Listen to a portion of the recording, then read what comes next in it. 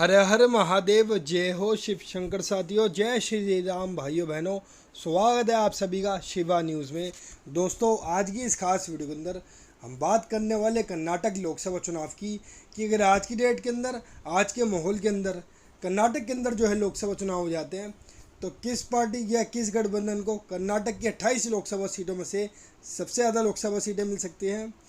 दोस्तों, कर्नाटक के अंदर मुख्य रूप से मुकाबला इंडिया गठबंधन, जिसके अंदर मुख्य रूप से सारी सीटों पर कांग्रेस पार्टी ही चुनाव लड़ रही है, और एनडीए के बीच में है, जिसके अंदर भारतीय जनता पार्टी और जनता दल सेकुलर यानी कि देवेगौड़ा की पार्टी ने साथ में मिलकर बीजेपी से गठबंधन किया है। मुख्य रूप से लड़ाई इन दोनों ही बड़े पार्टी और इन दोनों ही गठबंधन के बीच में जो होने वाली है। पिछली बार के लोकसभा चुनाव की बात करें तो जेडीएस और कांग्रेस ने साथ मिलकर चुनाव लड़ा था, बीजेपी ने अकेले लड़ा था, और एनडीए ने 28 में से 26 लोकसभा सीटें जीती थी। वहीं कांग्रेस को केवल एक और जेडीएस को एक सीटें मिली थी। तो अब देखते हैं कि अगर आज की परिस्थिति के अंदर लोकसभा चुनाव हो जाते कर्नाटक के अंदर तो इन तीनों ही दलों का क्या हाल रहने वाला है। बीजेपी और जेडीएस दोनों मिलकर कितनी सीटें जीत सकती है और कांग्रेस अकेले अपने दम पे इंडिया गठबंधन के साथ कितनी सीटें जीत सकती है, इन सब बातों के बारे में विस्तार से जानेंगे। तो जल्दी से शुरू करते हैं अपनी इस खास वीडियो को।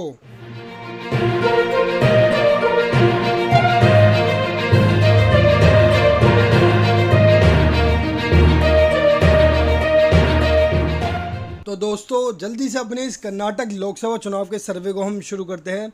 साथियों, कर्नाटक के अंदर कुल मिलाकर 28 लोकसभा सीटें आती है। ये सर्वे हमने पूरी 28 लोकसभा सीटों पे किया गया है। इसके अंदर तकरीबन 32 लाख लोगों की राय हमने इस कर्नाटक लोकसभा चुनाव के सर्वे में ली है।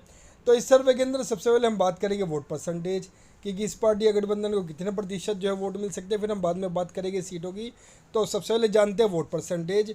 लगभग 7% वोट अन्य के खाते में जा सकते हैं।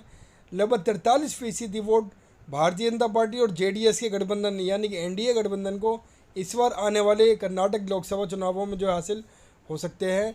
और सबसे ज़्यादा 50% वोट इंडिया गठबंधन यानी कांग्रेस पार्टी अपने दम पे जो हासिल कर सकती है। यानी कि साफ तौर पे दिखाई दे रहा है कि अगर आज की परिस्थिति के अंदर कर्नाटक के अंदर लोकसभा चुनाव हो जाए तो कर्नाटक के अंदर कांग्रेस पार्टी को जबरदस्त बढ़त जो मिलती दिखाई दे रही है। वोट परसेंटेज के मामले में लगभग 7% वोटों की बहुत ही बड़ी और जबरदस्त बढ़त इंडिया गठबंधन ने एनडीए के ऊपर कर्नाटक के अंदर बना के रख रखी है।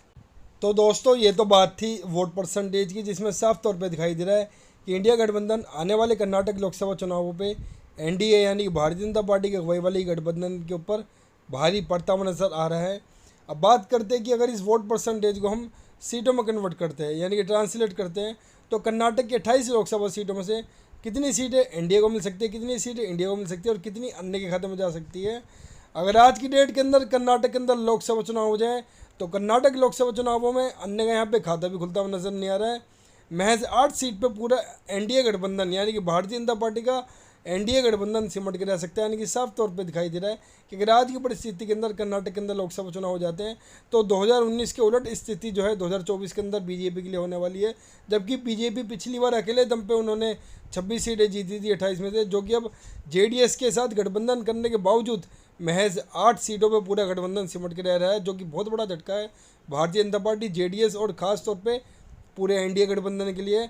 और सबसे ज़्यादा 20 सीटें इंडिया गठबंधन यानी कांग्रेस पार्टी अपने अकेले दम पे जो कर्नाटक के अंदर हासिल कर सकती है। यानी कि साफ तौर पे दिखाई दे रहा है कि अगर आज की परिस्थिति के अंदर कर्नाटक में लोकसभा चुनाव हो जाए तो कांग्रेस सबसे ज़्यादा सीटें जीत सकती है।